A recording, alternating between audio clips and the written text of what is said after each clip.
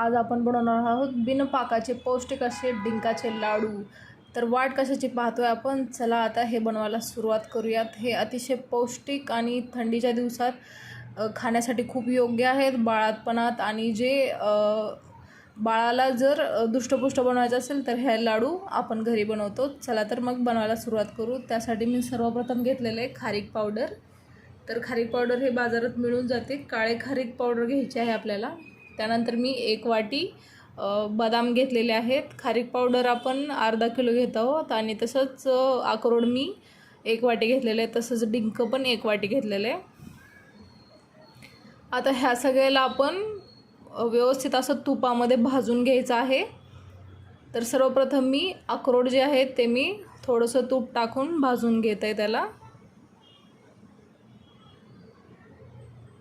हे तुम्ही लोखंडाच्या तव्यावर किंवा लोखंडाच्या कढईत केलं तर त्याच्यामध्ये लोहाचं प्रमाण पण वाढेल, अक्रोड आणि बुद्धिमत्ता पण स्ट्रॉंग होते। आणि त्यानंतर मी टाकत आहे बदाम पण मी तुपातच भाजून घेत आहे। बदामामध्ये व्हिटॅमिन ईचं प्रमाण खूप जास्त असतं आणि ह्यामुळे पण बुद्धी तल्लख होते, त्वचाही खूप नितळ आणि खूप सुंदर राहते ह्यामुळे।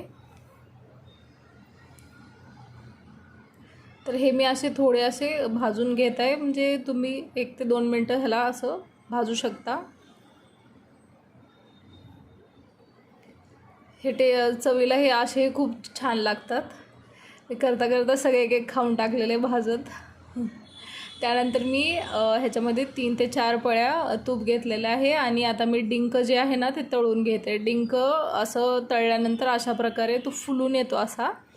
तर सगळा डिंक जो आहे ना मी तो असा तळून घेतलेला आहे।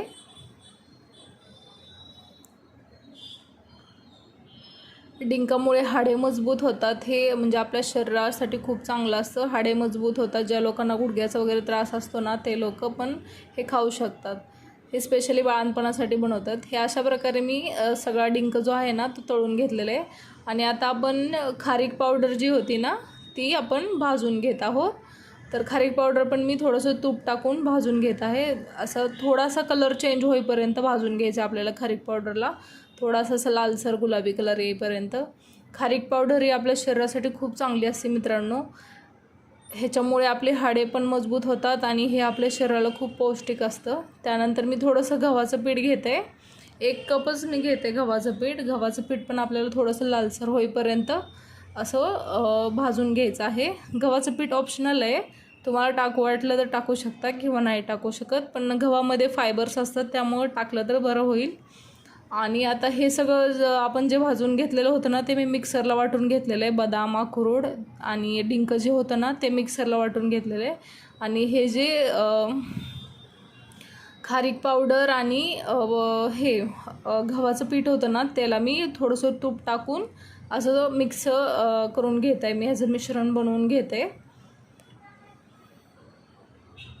आणि आपले जे ड्रायफ्रूट्स होते ना त्याचं पण मी मिक्सरमध्ये त्याला वाटून घेऊन ह्यामध्ये ॲड केलेलं आहे।